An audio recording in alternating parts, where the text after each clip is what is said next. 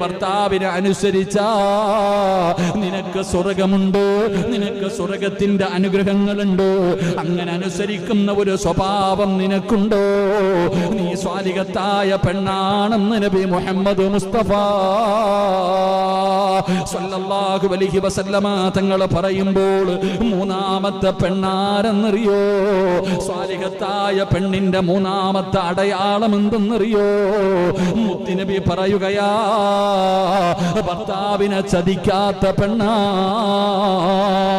ഭർത്താവിന്റെ അസാന്നിധ്യമുണ്ടല്ലോ, ഭർത്താവ് കച്ചവടത്തിന് പോയി, ഭർത്താവ് ഗൾഫിൽ പോയി, ആ സമയത്ത് ഒറ്റയ്ക്ക് തന്റെ മക്കളുമായി 2 നിലയുള്ള വീടിന്റെ അകത്ത് ഒറ്റയ്ക്ക് കഴിയുമ്പോഴും പടച്ചവരെ തന്റെ ഭർത്താവിനെ വഞ്ചിക്കാത്ത പെണ്ണുണ്ടല്ലോ, തന്റെ ഭർത്താവിന്റെ സമ്പാദ്യം സൂക്ഷിക്കുന്ന പെണ്ണുണ്ടല്ലോ, തന്റെ ഭർത്താവിന്റെ അഭിമാനം സൂക്ഷിക്കുന്ന പെണ്ണുണ്ടല്ലോ, അവള് സ്വാലിഹത്തായ പെണ്ണാണെന്ന് നബി മുഹമ്മദ് മുസ്തഫ സ്വല്ലല്ലാഹു അലൈഹി വസല്ലമ തങ്ങൾ പറയുമ്പോൾ പടച്ചവനെ ചില ഭർത്താവിന്റെ മുന്നിലെങ്ങാളും ഭാര്യയെക്കുറിച്ച് മോശമായിട്ട് പറഞ്ഞ ഭർത്താവ് പറയും, എന്റെ ഭാര്യ ഒരിക്കലും അങ്ങനെ ചെയ്യില്ല. ആരെങ്കിലും തന്റെ ഭാര്യയെ കുറിച്ച് എന്തെങ്കിലും പറഞ്ഞാൽ പറയും, എന്റെ ആമിനായോ, ഞാൻ വിശ്വസിക്കൂല. എന്റെ പ്രിയമുള്ളവരെ, ഞാൻ പറഞ്ഞു വന്നത് എന്തെന്നറിയുമോ? അള്ളാഹുവിന്റെ പ്രവാചകം പറയുകയാണ്, നാളെ പടച്ചുറപ്പിന്റെ പരലോകത്തേക്ക് കടന്നു ചെല്ലുമ്പോൾ അവന്റെ ജീവിതത്തിൽ ചെയ്ത സൽക്കർമ്മങ്ങൾ മുഴുവനും അവന്റെ കുടുംബം അങ്ങ് തിന്നുകയാണ്, അവന്റെ ഭാര്യ സന്താനങ്ങൾ തിന്നുകയാണ്, അവന്റെ കൂടപ്പിറപ്പുകൾ തിന്നുകയാണ്. അള്ളാഹുവിന്റെ സ്വർഗത്തിലേക്ക് കടന്നു പോകുന്നതിന് അവന്റെ കുടുംബത്തിലെ 5 പെണ്ണുങ്ങൾ തടയുമെന്ന് മുത്തുനബി അവിടുന്ന് പഠിപ്പിച്ചു തരുമ്പോൾ എന്റെ പ്രിയമുള്ളവരെ, അള്ളാഹുവിന്റെ പ്രവാചകൻ സ്വല്ലല്ലാഹു അലൈഹി വസല്ലമ തങ്ങൾ പറയുകയാ, ഞാനും നിങ്ങളും വിവാഹം കഴിച്ച് വീട്ടിൽ കൊണ്ടുവന്ന് നിർത്തിയിട്ട് ചെലവിന് കൊടുക്കുന്ന നമ്മുടെ ഭാര്യയുണ്ടല്ലോ, കിടപ്പറയില് നമ്മുടെ കൂടെ കിടക്കുന്ന ഭാര്യയുണ്ടല്ലോ, അള്ളാഹുവേ, ആ ഭാര്യ ഒരു സാലിഹത്തായ പെണ്ണാണോ എന്ന് നിനക്ക് തിരിച്ചറിയണോ? നിന്റെ ഭാര്യ ഒരു സാലിഹത്തായ പെണ്ണാണോ? അള്ളാഹു ഇഷ്ടപ്പെട്ട പെണ്ണാണോ? ആ പെണ്ണിന്റെ ജീവിതത്തിൽ ഉണ്ടാകുന്ന 7 അടയാളങ്ങളാണ് നാം പഠിച്ചുകൊണ്ടിരിക്കുന്നത്. പ്രവാചകൻ പറഞ്ഞല്ലോ, ഈ 4 അങ്ങനെയുള്ള ഒരു പെണ്ണിനെ ഏതെങ്കിലും ഒരു മനുഷ്യന് കിട്ടിയാൽ, സ്വാലിഹത്തായ ഒരു പെണ്ണിനെ ഒരാണിന് കിട്ടിയാൽ അവൻ ഭാഗ്യവാനാണ്, അവൻ രക്ഷപ്പെട്ടവനാണ്. അള്ളാഹുവിന്റെ പ്രവാചകൻ അവിടെന്ന് പറയുമ്പോ സ്വഹാബത്ത് ചോദിക്കുന്നു, യാ റസൂലല്ലാഹ്, അല്ലാഹുവിന്റെ നബിയേ, സ്വാലിഹത്തായ ഭാര്യയുടെ അടയാളം എന്താ? സാലിഹത്തായ ഭാര്യയുടെ അടയാളം എന്താ? അള്ളാഹുവിന്റെ റസൂൽ അവിടെന്ന് പറഞ്ഞു കൊടുക്കുകയാ, ഒന്നാമത്തെ അടയാളം എന്തെന്നറിയുമോ? ഇദാ നളറ ഇലൈഹാ, അള്ളാഹുവിന്റെ റസൂൽ പറയുകയാണ്, ആ പെണ്ണങ്ങാണം തന്റെ ഭർത്താവിന്റെ മുഖത്ത് നോക്കിയാൽ ഭർത്താവിന്റെ ജീവിതത്തിലെ സർവ്വ പ്രയാസങ്ങളും മാറുകയാണ്, സർവ്വവേദനകളും മാറുകയാണ്, സർവ്വ ദുഃഖങ്ങളും മാറുകയാണ്. ആ പ്രിയപ്പെട്ടവളുടെ മടിത്തട്ടിലൊന്ന് പോയി കിടന്നാൽ പടച്ചവനെ എല്ലാ ടെൻഷനും മാറുകയാണ്. എന്തൊരു സന്തോഷമെന്നറിയുമോ? എന്തൊരു സമാധാനമെന്നറിയുമോ? ഭാര്യയുടെ ചിരി കണ്ടു കഴിഞ്ഞാൽ ഭർത്താവിന് സമാധാനമാണ്. വീട്ടിലേക്ക് കടന്നു ചെന്ന് കഴിഞ്ഞാൽ അവരുടെ ജീവിതം സന്തോഷമാണ്, സ്വർഗമാണ്, സ്വർഗമാണ്. പടച്ചവരെ, അങ്ങനെ ഏതെങ്കിലും ഒരു ഭർത്താവിന് സന്തോഷം തോന്നുന്നുണ്ടോ? നിന്റെ ഭാര്യയുടെ പുഞ്ചിരി കാണുമ്പോ, നിന്റെ ഭാര്യയുടെ മുഖം കാണുമ്പോ അല്ലാഹുവേ, നിനക്ക് സമാധാനമുണ്ടോ? നിനക്ക് സന്തോഷമുണ്ടോ? നിന്റെ ടെൻഷൻ മാറുന്നുണ്ടോ? നിന്റെ പ്രയാസം മാറുന്നുണ്ടോ? നിന്റെ ഭാര്യയോട് നിന്റെ മനസ്സ് തുറന്ന് സർവ്വകാര്യങ്ങളും പങ്കുവെക്കണമെന്ന് തോന്നുന്നുണ്ടോ? എങ്കിലും നിന്റെ ഭാര്യ ഒരു സ്വാലിഹത്തായ പെണ്ണാണെന്ന് നബി മുഹമ്മദ് മുസ്തഫ സ്വല്ലല്ലാഹു അലൈഹി വസല്ലമ തങ്ങൾ പഠിപ്പിക്കുകയാ. സ്വാലിഹത്തായ പെണ്ണിന്റെ ഒന്നാമത്തെ അടയാളം അതാണ്. അടയാളം ഭർത്താവ് തന്റെ രഹസ്യവും പരസ്യവും എല്ലാ കാര്യവും ഭാര്യയോട് പറയുന്നുണ്ട്. അങ്ങനെ ജീവിക്കുന്ന പലരെയും നമ്മൾ കണ്ടിട്ടുണ്ട്. പടച്ചവനെ, ഭാര്യയും ഭർത്താവും കൂട്ടുകാരെ പോലെ, ഫ്രണ്ട്സുകളെ പോലെ പടച്ചവനെ തമാശകൾ പറഞ്ഞ് 2 പേരും സന്തോഷത്തോടെ ജീവിക്കുകയാണ്. പടച്ചവനെ, ഭാര്യ വീടിന്റെ കവാടത്തിൽ കാത്തു നിൽക്കുകയാ, ഭർത്താവ് വരുന്നത് കാത്തിരിക്കുകയാണ്. അങ്ങനെ ഒരു കാലമുണ്ടായിരുന്നല്ലോ. ഭർത്താവ് താമസിച്ചാൽ വീടിന്റെ കവാടത്തിൽ തന്റെ ഭർത്താവിനെ കാത്തു നിൽക്കുന്ന ഭാര്യ. പടച്ചവനെ, ഭർത്താവ് വരാതെ ഭക്ഷണം കഴിക്കൂല, ഭർത്താവ് കഴിക്കുന്ന പാത്രത്തിലെ ഭക്ഷണം കഴിക്കൂ. അങ്ങനെ കുടുംബജീവിതം നയിച്ചിരുന്ന നിന്റെ വാപ്പയെയും ഉമ്മയെയും മറന്നുപോയി. പഴയ തലമുറയിലെ മാതാപിതാക്കൾ പ്രായം ചെന്നവരാണെങ്കിലും എന്തൊരു സ്നേഹമെന്നറിയുമോ, എന്തൊരു സ്നേഹമെന്നറിയുമോ. ഭർത്താവ് കടിച്ച പാത്രത്തില് എന്തിന് എന്റെ വാപ്പ അല്ലെങ്കിൽ നിങ്ങളുടെ വാപ്പ കടിച്ചിട്ട് വെച്ച പാത്രത്തിലെ ഉമ്മ ഭക്ഷണം കഴിക്കൂ. കാരണം പടച്ചവനെ, ഒരൽപ്പം ഭക്ഷണം അവർ പാത്രത്തിൽ വെക്കുമായിരുന്നു. ഇനി അവർ രണ്ടുപേരും ഒറ്റയ്ക്കാണെങ്കിൽ സുബ്ഹാനല്ലാഹ്, പഴയ വീടുകളിൽ ഒരു വലിയ പാത്രം കാണാ, അവരൊരുമിച്ച് ഭക്ഷണം കഴിക്കൂ, അവര് കുടുംബസമേതം ഒരുമിച്ച് ഭക്ഷണം കഴിക്കൂ. അങ്ങനെ കഴിച്ചതിലൂടെ ഉണ്ടാകുന്ന നേട്ടം എന്തെന്നറിയുമോ? ഒരുമിച്ച് ഭക്ഷണം കഴിക്കണ്, ഒരു പാത്രത്തിൽ ഭക്ഷണം കഴിക്കണ്. അങ്ങനെ ഭക്ഷണം കഴിച്ചാ അല്ലാഹു ആ ഭവനത്തിൽ ബർക്കത്ത് ചെയ്യുമെന്ന് ആദരവായ പ്രവാചകൻ നബി മുഹമ്മദ് മുസ്തഫ സല്ലല്ലാഹു അലൈഹി വസല്ലമ തങ്ങൾ പറയുമ്പോൾ എൻ്റെ പ്രിയപ്പെട്ട മാതാപിതാക്കളോട് ഓർമ്മപ്പെടുത്തുകയാണ്, നിങ്ങൾ വീട്ടിലൊരു വലിയ പാത്രം വാങ്ങണേ, നിങ്ങൾ വീട്ടിലൊരു വലിയ പാത്രം വാങ്ങണേ. എന്നിട്ട് നിങ്ങൾ ഒരുമിച്ചിരുന്നു ഭക്ഷണം കഴിക്കണേ. ഒരേ പാത്രത്തിൽ ഭാര്യയും ഭർത്താവും മാതാപിതാക്കളും മക്കളും എല്ലാവരും ഒരുമിച്ചിരുന്ന് ഒരു പാത്രത്തിൽ ഭക്ഷണം കഴിച്ചാൽ അവർക്ക് അല്ലാഹു കൊടുക്കുന്ന 3 പ്രതിഫലം പറഞ്ഞു തരാ. അല്ലാഹു പഠിക്കാനുള്ള ഭാഗ്യം നൽകുമാറാകട്ടെ. അല്ലാഹു നമുക്ക് പഠിക്കാനുള്ള ഭാഗ്യം നൽകുമാറാകട്ടെ. കുടുംബസമേതം ഭാര്യയും ഭർത്താവും മക്കളും ഒരുമിച്ചിരുന്ന് ഭക്ഷണം കഴിക്കണം. അങ്ങനെ ഭക്ഷണം കഴിച്ച അള്ളാഹു ആ കുടുംബത്തിന് 3 പ്രതിഫലം കൊടുക്കും. അള്ളാഹു നമുക്ക് ഈമാൻ തരുമാറാകട്ടെ. അള്ളാഹു ഈമാൻ തരുമാറാകട്ടെ. കഴിക്കൂലേ?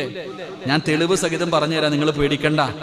നിങ്ങളുടെ ജീവിതം മാത്രം എടുത്തു നോക്കിയാൽ മതി, വേറെ ആരുടെയും ജീവിതം വേണ്ട. എൻ്റെ പ്രിയപ്പെട്ട സഹോദരങ്ങളെ, പഴയ വീടുകളിൽ ഉണ്ടായിരുന്നു, ഇപ്പത്തെ വീടുകളിലില്ല.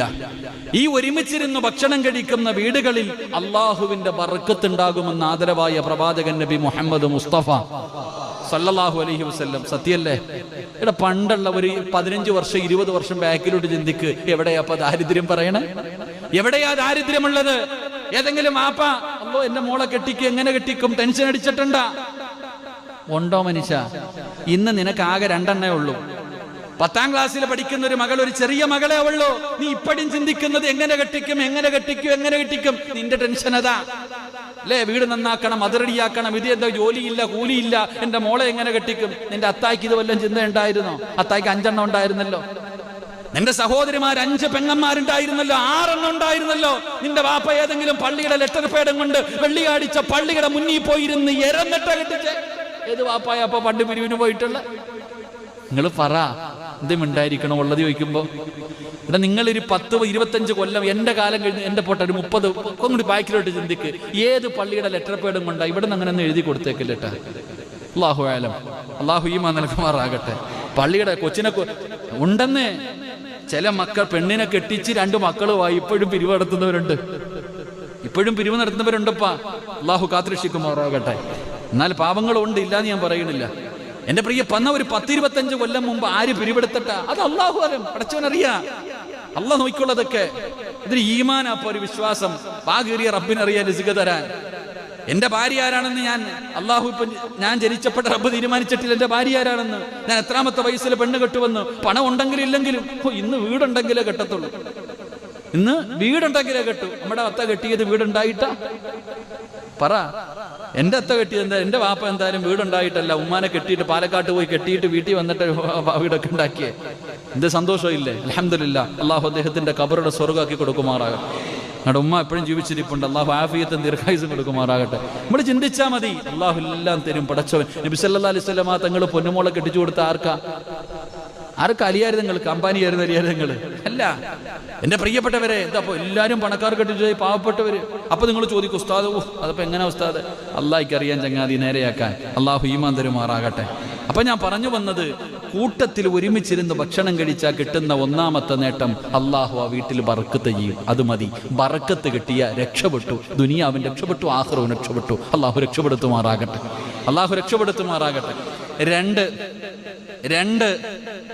മനസ്സുകൾ തമ്മിൽ ബന്ധവും സ്നേഹവും ഉണ്ടാകുമെന്ന് നബി മുഹമ്മദ് മുസ്തഫ. അല്ലേ, എടാ അവൻ എൻ്റെ കൂടെ പുറപ്പു, നീ പോടാ. അല്ലേ, പണ്ടൊക്കെ പറയുമായിരുന്നു, ആര് പറഞ്ഞാൽ എടാ അവ എൻ്റെ രക്തോടാ, എൻ്റെ കൂടെ പുറപ്പെടാ. ഇപ്പോ ഇതിന്റെ പണി അല്ലേ, സഹോദരങ്ങൾ തമ്മിലൊരു ബന്ധമുണ്ടായിരുന്നു പണ്ട്. ഭാര്യയും ഭർത്താവും തമ്മിൽ മാനസികമായിട്ട് ഒരു തെറ്റ് ചെയ്യാൻ അവസരം കിട്ടുമ്പോ ഭാര്യ ചിന്തിക്കല്ല, എൻ്റെ ഇക്കാനെ ഞാൻ എങ്ങനെ ചതിക്കും പടച്ചവനെ. അല്ല പിന്നെ അള്ളാനെ കുറിച്ചുള്ള ചിന്തയ്ക്ക് അവരിയായി എൻ്റെ ഭർത്താവിനെ ഞാൻ എങ്ങനെ വഞ്ചിക്കും. എൻ്റെ ഭാര്യ അങ്ങാണ് ഇത് അറിഞ്ഞവള് നെഞ്ചു പൊട്ടിയിട്ട് മരിച്ചു പോലോ. അല്ല, സ്നേഹബന്ധം ഉണ്ടായിരുന്നു സഹോദര, കൂടപ്പുറപ്പുകൾ.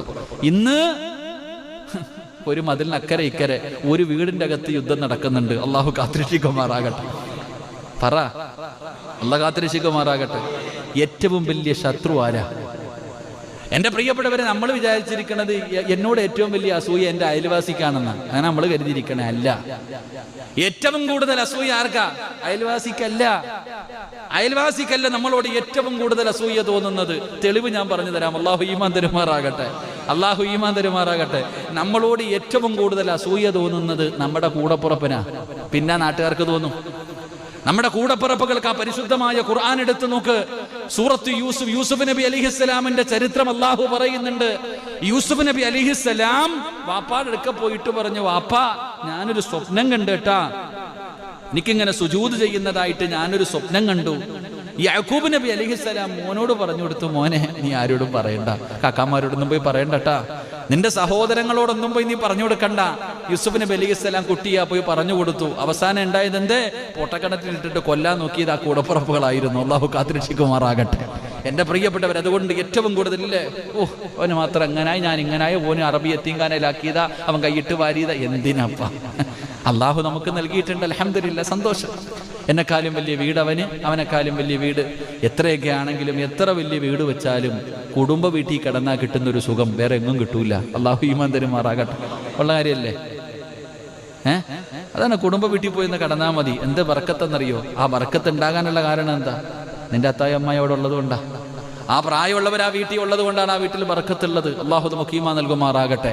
അപ്പൊ ഒരു പാത്രത്തിൽ ഭക്ഷണം കഴിച്ചാൽ ഉണ്ടാകുന്ന നേട്ടം എന്തുണ്ടാകും?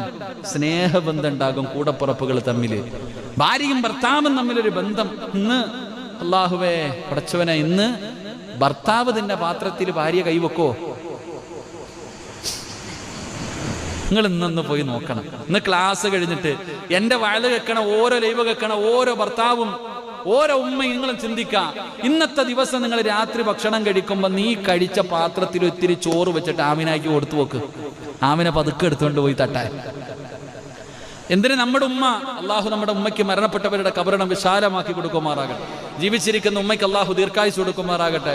ഉമ്മ ഇങ്ങനെ പണ്ട് ഒരു ചെറിയ ഒരു കലത്തിനകത്തങ്ങിട്ടിട്ട് കുലുക്കും, ഇങ്ങനെ കൈയിട്ടങ്ങോട്ട് കുഴയ്ക്കും. സാമ്പാറും തൈരും എല്ലാം കൂടെ ഒരു സിമെന്റ് കുഴക്കണ പോലെ, ഇപ്പം മിസ്സിയും കുഴക്കണ പോലെ ഉമ്മ അങ്ങോട്ട് കൈയിട്ടൊരു കുഴ കുഴച്ചിട്ട് അങ്ങോട്ട് വാരിയിട്ട് വേണോടാ വേണം, അള്ളാഹു ഓടിച്ചെല്ലും വാരി തിന്നാൻ. ഇന്ന് നിങ്ങൾ വീട്ടിൽ പോകാം, ക്ലാസ് എല്ലാം കഴിഞ്ഞ് വീട്ടിൽ പോയിട്ട് രാത്രി ചോറിടാൻ നേരത്ത് അൻസാരി എണ്ണൻ ചോറിനകത്തോട്ട് കൈയിട്ടങ്ങോട്ട് കുഴയ്ക്കുക. എല്ലാം അങ്ങോട്ട് കുഴച്ചിട്ട്, അൻസാരി എണ്ണന് മോനാ മോളാ ഉള്ളേ? ആ മോൻ. എത്ര വയസ്സുണ്ട്? 22. പോട്ടെ, വീട്ടിൽ പോയിട്ട് 22 വേണ്ട, ഒരു 5 or 6 വയസ്സുള്ള മുഖന്റെ വെച്ചിട്ട് ഇങ്ങനെ അങ്ങോട്ട് ചോറങ്ങോട്ട് കുഴിച്ചിട്ട്, വാടാ മോനെ വാരിത്തരാം, വാപ്പ തിന്നോളെ, വാപ്പ തിന്നാ. കാരണം അത് വേസ്റ്റാ. ഒരാൾ തിന്നതിന്റെ ബാക്കി തിന്നാൻ പാടില്ലല്ലോ. അവൻ എങ്ങനെയാ വാപ്പ പഠിപ്പിച്ച് വെച്ചിരിക്കണം, പിന്നെ എങ്ങനെ നേരെയാവാനാ? അള്ളാഹു ഈമാൻ തരുമാറാകട്ടെ. ഇതാ അവസ്ഥ. അതുകൊണ്ട് ഞാൻ പറയുന്നു, ഞാൻ തമാശക്ക് പറഞ്ഞതല്ല. എൻ്റെ പ്രിയപ്പെട്ട സഹോദരങ്ങളെ, ഒരുമിച്ച് ഭക്ഷണം കഴിച്ചാൽ ആ വീടിൻ്റെ അകത്ത് മനസ്സുകൾ തമ്മിലൊരു ബന്ധമുണ്ടാകും, സ്നേഹബന്ധം ഉണ്ടാകും. അള്ളാഹു നിലനിർത്തി തരുമാറാകട്ടെ. അള്ളാഹു നിലനിർത്തി തരുമാറാകട്ടെ. 3, ഒരുമിച്ച് ഭക്ഷണം കഴിച്ചാൽ എൻ്റെ പ്രിയപ്പെട്ട സഹോദരങ്ങളെ, ഒന്നാമതായിട്ട് അല്ലാഹു ആ വീട്ടിൽ ബർക്കത്ത് നൽകുകയാണ്. 2 മനസ്സുകളെ തമ്മിൽ സ്നേഹബന്ധമുണ്ടാവുകയാണ്. 3ാമത്തെ കാര്യം എന്തെന്നറിയുവോ? അല്ലാഹു അവരുടെ ഹൃദയത്തിൻ്റെ അകത്ത് ശത്രുത കൊടുക്കൂല. ആ വീട്ടുകാരുടെ ഹൃദയത്തിൻ്റെ അകത്ത് ശത്രുത കൊടുക്കൂല. പടച്ചവനെ, ഇന്നില്ലാതെ പോയതും അത് തന്നെയാണ്. ഏറ്റവും വലിയ ശത്രു നാട്ടതാ സ്വന്തം കൂടപ്പിറപ്പാട്. മരിച്ചാലും കേറില്ലടാ, മരിച്ചാലും നീ എന്റെ വീടിന്റെ അകത്ത് കയറാൻ പാടില്ല എന്ന് കൂടപ്പറപ്പുകൾ പറയുമ്പോ ഒരേ വീടിന്റെ അകത്ത് തന്നെ 2 ഭക്ഷണം വെക്കുന്ന അവസ്ഥ, 2 അടുക്കള വെക്കുന്ന അവസ്ഥ. എന്റെ പ്രിയപ്പെട്ടവരെ, അതുകൊണ്ട് നിങ്ങൾ മറന്നു പോകരുത്. അല്ലാഹുവിന്റെ പ്രവാചകൻ അനസ് റളിയല്ലാഹു തആല അൻഹു പറഞ്ഞു തരികയാ, അതുകൊണ്ട് ഒരുമിച്ച് ഭക്ഷണം കഴിച്ച അല്ലാഹു ദുനിയാവിൽ കൊടുക്കുന്ന പ്രതിഫലം 1, അല്ലാഹു ആ വീട്ടിൽ ബറക്കത്ത് ചെയ്യുകയാണ്. 2 മനസ്സുകൾ തമ്മിൽ സ്നേഹബന്ധം കൊടുക്കുകയാണ്. 3 ആ വീടിന്റെ അകത്ത് നിന്ന് ശത്രുത അല്ലാഹു മാറ്റുകയാ.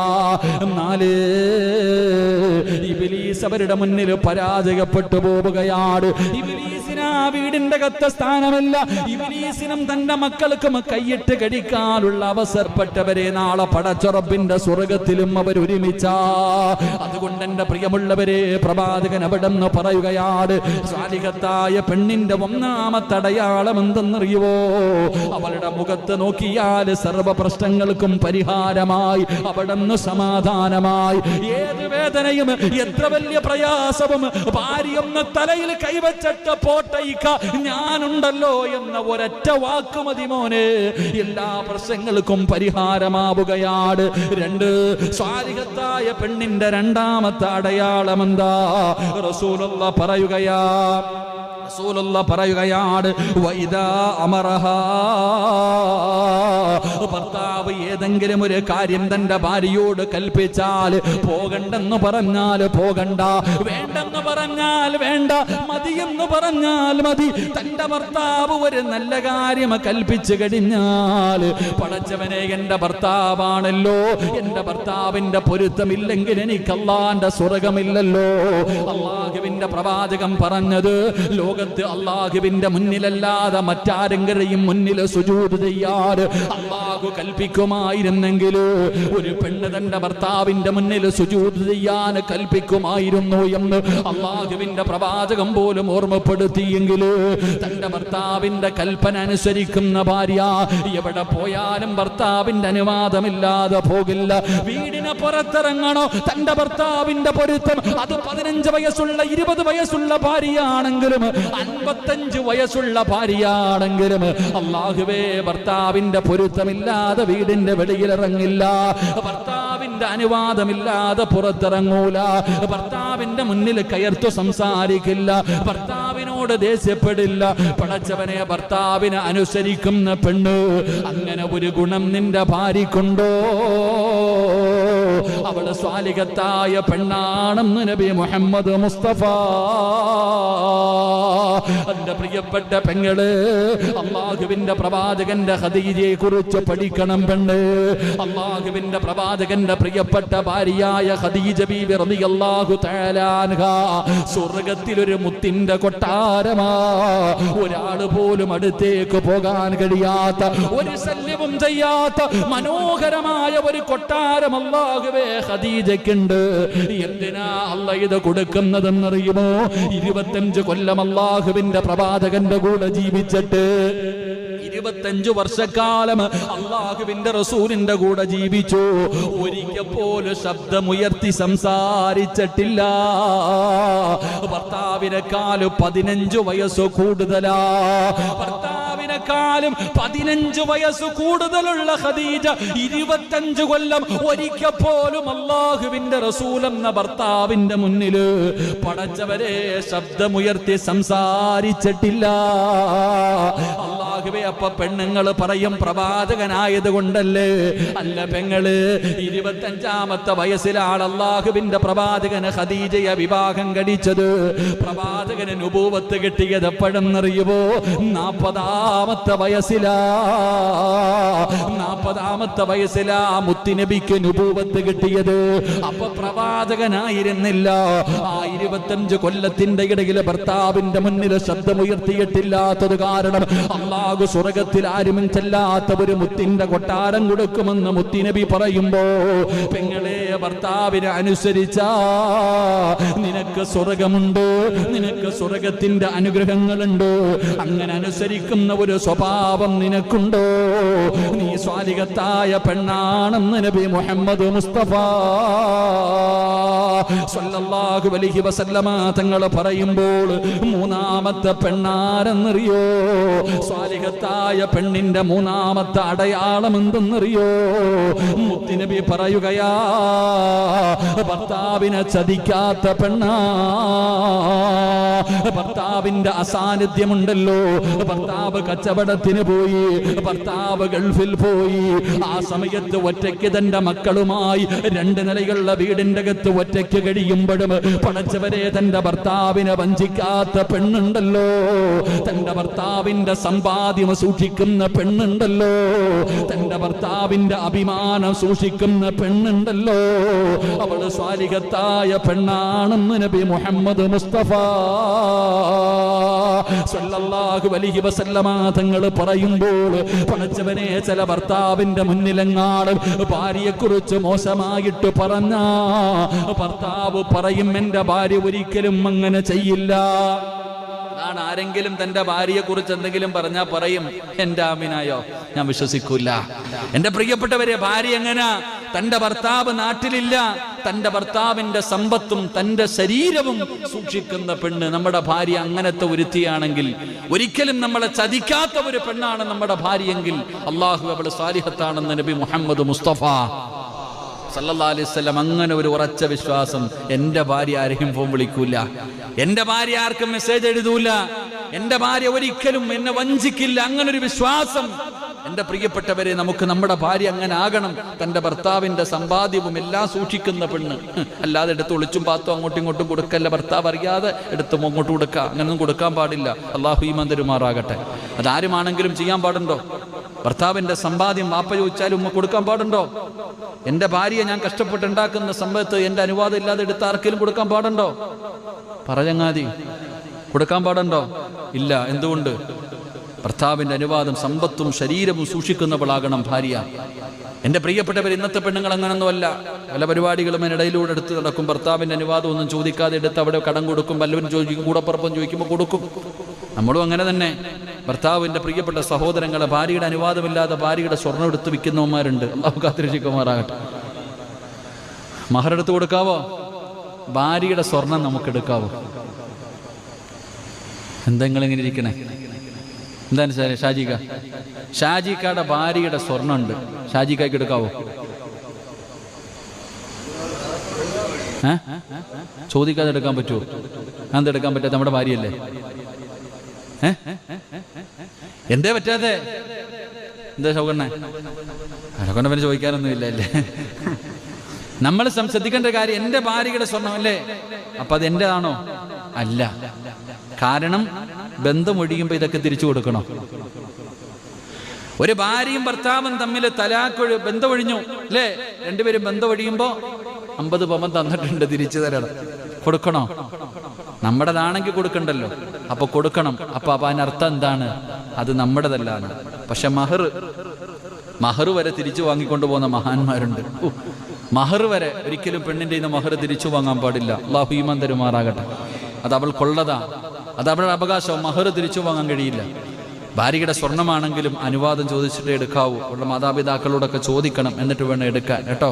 കെട്ടിക്കൊണ്ട് വന്നതിന്റെ പിറ്റേ ദിവസം രാവിലെ തന്നെ മോതിര ഊരണ മഹാന്മാരാ. അല്ലാഹു കെട്ടിക്കൊണ്ട് വന്ന് പിറ്റേ ദിവസം രാവിലെ പറയാ, കല്യാണ ചെലവിന്റെ ചെമ്പൊക്കെ ഇവിടെ കിടക്കുന്ന, വണ്ടി വാടക കൊടുക്കണം, അമിന മോതിര ഊരെന്ന് പറയുന്ന മഹാന്മാര്. പടച്ചവനെ അല്ലാഹു ഈമാൻ നൽകി അനുഗ്രഹിക്കുമാറാകട്ടെ. സ്വർണ്ണത്തിൽ തൊട്ട് നോക്കണം, അപ്പൊ അറിയാം ഭാര്യയുടെ. എന്റെ ഭാര്യ പാവമല്ല, എന്റെ ആയിഷ എന്തൊരു പാവാന്നറിയാം. സ്വർണ്ണത്തിലൊന്ന് കഴിച്ചു നോക്കിയാൽ മതി, അപ്പൊ അറിയാം ഭാര്യയുടെ സ്വഭാവം. ചവിട്ടിയെ കടിക്കാത്ത പാമ്പില്ലെന്ന് പറയണ പോലെ. ശരി, അള്ളാഹു നമ്മുടെ ഭാര്യ. ഇപ്പൊ ഞാൻ പറഞ്ഞു വന്നത്, നമ്മുടെ ഭാര്യമാർ ജീവിതത്തിൽ ഒരുപാട് പിഴവുകൾ സംഭവിക്കുന്നുണ്ട്. ജീവിതത്തിൽ പിഴവ് പറ്റിപ്പോയി എത്രയോ സഹോദരിമാർ ഉസ്താദെ പറ്റിപ്പോയല്ലോ. ജീവിതത്തിൽ കരയുന്ന ഒരുപാട് പേരുണ്ട്. തന്റെ ഭാര്യയ്ക്ക് എന്തെങ്കിലും ഒരു പോരായ്മ, ഒരു മെസ്സേജ് എഴുതിയതിന്റെ പേരിൽ തലാക്ക് പറയുന്ന മഹാന്മാരുണ്ട്. എന്തിന് സഹോദരങ്ങൾ എങ്ങനെ ചെയ്യണത്? നമ്മുടെ ഭാര്യ വിട്ടുവീഴ്ച ചെയ്യണമല്ലോ. ഏതെങ്കിലും ഒരു സാഹചര്യത്തിൽ പെട്ടുപോകാം, ഒരു മെസ്സേജ് എഴുതി, അല്ലെങ്കിൽ എന്തെങ്കിലും ഒരു തെറ്റ് ചെയ്തു പോയി, ഒരു അവസരം കൊടുക്കാൻ തയ്യാറാകുന്നില്ല. എന്തെങ്കിലും നിസ്സാര കാര്യത്തിന്റെ പേരിൽ കൊണ്ടുപോയി ഒഴിവാക്കാൻ കുടുംബക്കാരെല്ലാവരും ഒഴിവാക്കാനാ നോക്കുന്നത്. എടാ, നീ എന്തൊക്കെ ചെയ്യുന്നു? ഒരു ഭാര്യ ഒരു മെസ്സേജ് എഴുതി, അല്ലെങ്കിൽ ഭാര്യയുടെ ഫോണിൽ ഒരു കോൾ വന്നു സംസാരിച്ചത് എന്തൊരു പേര് തലാക്ക്. ഈ പറയുന്നവൻ ആരോടൊക്കെ സംസാരിക്കുന്നു? പറയുന്നവൻ ആർക്കൊക്കെ മെസ്സേജ് എഴുതുന്നു? മനസ്സറിഞ്ഞൊന്ന് തൗബ ചെയ്താൽ തീരാത്ത ഏത് പാപമാവുള്ളേ? ഒന്ന് തൗബ ചെയ്താൽ തൗബയുടെ വില നിനക്കറിയാഞ്ഞിട്ടാ. മഹാനായ നബിയുനാ റസൂലുള്ളാഹി സ്വല്ലല്ലാഹു അലൈഹി വസല്ലം, എന്റെ പ്രിയപ്പെട്ട പെങ്ങളെ, മനസ്സിന്റെ ഉള്ളിൽ ഭർത്താവിനെ വഞ്ചിച്ചു പോയല്ലോ, എന്റെ ഭർത്താവിനോട് ഞാൻ അങ്ങനെ ചെയ്തു പോയല്ലോ. മനസ്സിന്റെ ഉള്ളിൽ വേദനകളുമായി കഴിയുന്ന ഒരുപാട് പെണ്ണുങ്ങളുണ്ട്. എന്റെ പ്രിയപ്പെട്ട പെണ്ണേ, ജീവിതത്തിൽ പിഴവ് സംഭവിച്ചു പോയെങ്കിൽ നീ അള്ളാഹുവിന്റെ മുന്നിൽ പശ്ചാത്തപിച്ചു മടങ്ങ്. ഒരു ചരിത്രം പറയാ, മഹാനായ നബി മുഹമ്മദ് മുസ്തഫ തങ്ങള് അള്ളാഹുവിന്റെ പ്രവാചകന്റെ മുന്നിൽ ഒരു പെണ്ണ് വന്ന് കരഞ്ഞുകൊണ്ട് പറയുകയാണ്, യാ റസൂലല്ലാഹ്, അള്ളാന്റെ നബിയേ, ഞാൻ വ്യഭിചരിച്ചു നബിയേ, ഞാൻ പാപം ചെയ്തു നബിയേ, ഞാൻ തെറ്റുകാരനായി പോയി നബിയേ. അള്ളാഹുവിന്റെ പ്രവാചകന്റെ മുന്നിൽ വന്ന് തെറ്റ് ചെയ്തു പോയെന്നൊരു പെണ്ണ് പറയുമ്പോ, വ്യഭിചരിച്ചു പോയെന്ന് പ്രവാചകന്റെ മുന്നിൽ വന്ന് കരഞ്ഞുകൊണ്ട് പറയുമ്പോ, അള്ളാഹുവേ, അവസാനം അവിടെ നിന്ന് ഇസ്ലാമിൽ വ്യഭിചരിച്ച പെണ്ണിനെ എന്തു ചെയ്യണമെന്നാ ശിക്ഷ? എറിഞ്ഞു കൊല്ലണമെന്നാണല്ലോ. വ്യഭിചരിച്ചവനെ എറിഞ്ഞു കൊല്ലണമെന്നാണ് ഇസ്ലാമിന്റെ നിയമം. ആ പെണ്ണ് മുത്തുനബിയുടെ മുന്നിൽ വന്നു. അവിടെ നിന്ന് പടച്ചവനെ എല്ലാം തുറന്നു പറയുകയാ, എല്ലാം തുറന്നു പറയുകയാണ്. പടച്ചവനെ അവിടെ നിന്ന് എറിഞ്ഞു കൊല്ലുകയാണ്. അവസാനം മയ്യത്ത് കബറടക്കാ സമയമായപ്പോ മയ്യത്ത് വേണ്ടി അവിടെ നിന്ന് മരിച്ചുപോയി എറിഞ്ഞു കൊന്ന പെണ്ണുണ്ടല്ലോ, ആ പെണ്ണിന്റെ ജനാസ പൊതിഞ്ഞിട്ട് മയ്യത്ത് നമസ്കാരത്തിനെടുത്തു വെക്കുമ്പോ അള്ളാഹുവിന്റെ പ്രവാചകന് മയ്യത്ത് നമസ്കരിക്കാൻ വേണ്ടി എഴുന്നേക്കുകയാണ്. ആ വിചരിച്ച പെണ്ണ്, എറിഞ്ഞു കൊന്ന പെണ്ണ്, ആ പെണ്ണിന്റെ മയ്യത്ത് കൊണ്ടുവന്ന് വെച്ചപ്പോ റസൂലുള്ളാഹി തങ്ങൾ നമസ്കരിക്കാൻ വേണ്ടി എഴുന്നേക്കുമ്പോ മഹാനായ സയ്യിദുനാ ഉമർ ഇബ്നുൽ ഖത്താബ്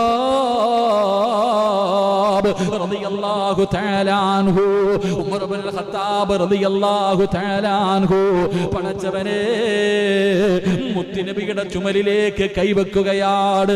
അല്ലാഹുവിന്റെ റസൂലിനോട് ചോദിക്കുന്നു, യാ റസൂലല്ലാഹ്, ഈ പെണ്ണിന്റെ മയ്യത്തങ്ങ് നമസ്കരിക്കാൻ പോകുകയാണോ നബിയേ? ഈ വ്യഭിചാരത്തിൽ എറിഞ്ഞു കൊന്ന പെണ്ണ്, ഈ പെണ്ണിനെ എറിഞ്ഞു കൊന്നതാണല്ലോ, ഇവളുടെ മയ്യത്ത് നമസ്കാരത്തിന് ഇമാമത്ത് നിൽക്കാൻ പോവുകയാണോ? അള്ളാഹുവിന്റെ പ്രവാചകനോട് ഉമർ ഇബ്നുൽ ഖത്താബ് റളിയല്ലാഹു തആല അൻഹു ചോദിക്കുമ്പോ റസൂലുള്ളാഹി പറഞ്ഞു, ഉമറേ, ഈ പെണ്ണാരെന്നറിയുവോ? ഈ പെണ്ണിന്റെ തൗബ എന്തെന്നറിയുവോ? റസൂലുള്ളാഹി പറയുകയാ, ഈ നാട്ടിലെ സർവ്വ ആൾക്കാർക്കും ഈ പെണ്ണിന്റെ തൗബ എങ്ങാണം വിഹിതം വെച്ച് കൊടുത്താൽ അല്ലാഹുവേ, സർവരുടെയും പാപം അല്ലാഹു പുറത്തു കൊടുക്കും. അങ്ങനെ ഒരു തൗബയായിരുന്നു, അങ്ങനെ ഒരു തൗബയായിരുന്നു പടച്ചവരെ, അങ്ങനായിരുന്നു മുത്തുനബിയുടെ മുന്നിൽ അല്ലാഹുവിന്റെ പ്രവാചകൻ. അങ്ങനാണല്ലോ ചില പേരുടെ തൗബ എങ്ങനാണ്, എത്ര പറഞ്ഞാലും അവരുടെ തൗബ ആത്മാർത്ഥമാണ്. നമ്മളെ പോലെ ചെയ്യില്ലെന്ന് പറഞ്ഞിട്ട് ചെയ്യുന്ന തൗബയല്ല. അല്ലാഹുവിന്റെ റസൂലിന്റെ മുന്നിൽ ഒരു പെണ്ണ് വന്നിട്ട് പറയുന്നു, യാ റസൂലല്ലാഹ്, എന്റെ വയറ്റിൽ കിടക്കുന്ന കുഞ്ഞ് വ്യഭിചാരത്തിലൂടെ ഉണ്ടായതാണ്, വ്യഭിചാരത്തിലൂടെ ഉണ്ടായ കുഞ്ഞാണ് നബിയേ, ഞാൻ വ്യഭിചരിച്ചു നബിയേ. അല്ലാഹുവിന്റെ റസൂൽ ആ പെണ്ണിനോട് പറഞ്ഞു, നീ ഗർഭിണിയല്ലേ, നീ പ്രസവിച്ചിട്ട് വരാൻ, നീ പ്രസവിച്ചിട്ട് വരാൻ. ആ പെണ്ണ് പോയി പടച്ചവരെ 9.5 മാസം കഴിഞ്ഞു, അവിടെ നിന്ന് പ്രസവിച്ചു. ചോര കുഞ്ഞിനെയും കൊണ്ട് ഇലാ ഹദ്റത്തി റസൂലില്ലാഹ്, മുത്തുനബിയുടെ ചാരത്ത് വന്നു. നബിയെ, ഞാൻ പ്രസവിച്ചു, ഇനി എന്നെ എറിഞ്ഞു കൊല്ല് നബിയെ. അല്ലാഹുവിന്റെ റസൂല് പറഞ്ഞു, പെണ്ണേ, നീ പോയാ പാല് കൊടുക്കാൻ ആരുമില്ലല്ലോ, അതുകൊണ്ട് ഈ കുഞ്ഞിന് നീ പാല് കൊടുക്ക്. പെണ്ണ് ഗർഭിണിയാ. പ്രവാചകൻ സല്ലല്ലാഹു അലൈഹി വസല്ലമ തങ്ങളുടെ ചാരത്ത് വന്നിട്ട് പറഞ്ഞു, നബിയെ, ഞാൻ വ്യഭിചരിച്ചു നബിയെ, എന്റെ വയറ്റിൽ കിടക്കണ കുഞ്ഞ് വ്യഭിചാരത്തിലൂടെ ഉണ്ടായതാ, എനിക്ക് ശിക്ഷതാ. പ്രവാചകൻ പറഞ്ഞു, നീ പോ, പ്രസവിച്ചിട്ട് വാ, മനസ്സ് മാറിയാലോ. എറിഞ്ഞു കൊല്ലാനല്ല നോക്കിയത്, ആ പെണ്ണ് തിരിച്ചു വരില്ല എന്ന് കരുതിയിട്ട് പ്രവാചകൻ പറഞ്ഞു, നീ പോ. 9.5 മാസം കഴിഞ്ഞു, പ്രസവം കഴിഞ്ഞിട്ട് ചോര കുഞ്ഞിനെയും കൊണ്ടുവന്ന് മുത്തുനബിയുടെ മുന്നിൽ വെച്ചിട്ട് പറയാ, പ്രസവിച്ച് നബിയെ, എനിക്കുള്ള ശിക്ഷതാ. റസൂലുള്ളാഹി പറഞ്ഞു, നീ പോയി പാല് കൊടുക്കു കുഞ്ഞിന്, അങ്ങനെയെങ്കിലും കുഞ്ഞിന്റെ മുഖം കാണുമ്പോഴെങ്കിലും മനസ്സ് മാറുമെന്ന് വിചാരിച്ചിട്ടാ പറഞ്ഞിട്ടെ. ആ പെണ്ണ് പോയിട്ട് തന്റെ കുഞ്ഞു പാല് കുടിക്കും. അവസാനം ഭക്ഷണം കഴിക്കാൻ സമയമായപ്പോ പാലുകുടിയൊക്കെ കഴിഞ്ഞ് വർഷങ്ങൾ കഴിഞ്ഞ് തൻ്റെ കുഞ്ഞു ഭക്ഷണം കഴിക്കാൻ മുത്തുനബിയുടെ മുന്നിൽ കൊണ്ടുവന്നിട്ട് കാണിച്ചു കൊടുത്തു, നബിയെ എൻ്റെ മോൻ പാലല്ലാത്ത ഭക്ഷണം കഴിക്കാൻ തുടങ്ങി, എനിക്ക് ശിക്ഷതാ നബിയെ. സല്ലല്ലാഹു അലൈഹി വസല്ലം മുത്തുനബിയുടെ മുന്നിൽ റസൂലുള്ളാഹി തങ്ങൾ അവിടെ നിന്ന് ചോദിച്ചപ്പോൾ പറഞ്ഞ എന്തെന്നറിയോ? നബിയെ, ഒരു തെറ്റിന്റെ പേരിൽ അള്ളാഹു 2 പ്രാവശ്യം ഒരു മനുഷ്യനെ ശിക്ഷിക്കില്ല. ഒരു തെറ്റ് ചെയ്തതിന്റെ പേരിൽ 2 പ്രാവശ്യം അല്ല ഒരാളെ ശിക്ഷിക്കോ? ഇല്ല, അല്ല നീതിമാനാ. അപ്പൊ ഇവിടെ വെച്ച് ഇതാണെങ്കിൽ എറിഞ്ഞങ്ങ് മരിക്കുന്നതോടുകൂടി എൻ്റെ കാര്യം തീർന്നു. പക്ഷെ അള്ളാടെ മുന്നിൽ പോകുമ്പോൾ എനിക്ക് രക്ഷപ്പെടാമല്ലോ. പക്ഷേ അവിടെ പോയാൽ എന്നെ കൊണ്ട് താങ്ങാൻ പറ്റില്ല നബിയെ. എൻ്റെ പ്രിയപ്പെട്ട സഹോദരങ്ങളെ, ആ പെണ്ണിൻ്റെ മയ്യത്ത് നമസ്കരിക്കാൻ പോകുമ്പോഴാ ഉമർ തങ്ങൾ തടഞ്ഞിട്ട് ചോദിക്കാൻ, നബിയെ വ്യഭിചരിച്ച് എറിഞ്ഞു കൊന്ന പെണ്ണിൻ്റെ മയ്യത്താണോ നിസ്കരിക്കണേ? അവിടെ നിന്ന് പറഞ്ഞു കൊടുത്തു, ഈ പെണ്ണിൻ്റെ തൗബയെടുത്തിട്ട് വിഹിതം വെച്ചു കൊടുത്താൽ ഈ നാട്ടിലെ എല്ലാ മനുഷ്യരുടെയും പാവം അല്ലാഹ് പുറത്തു കൊടുക്കും. അത്രയും വലിയ തൗബയാ.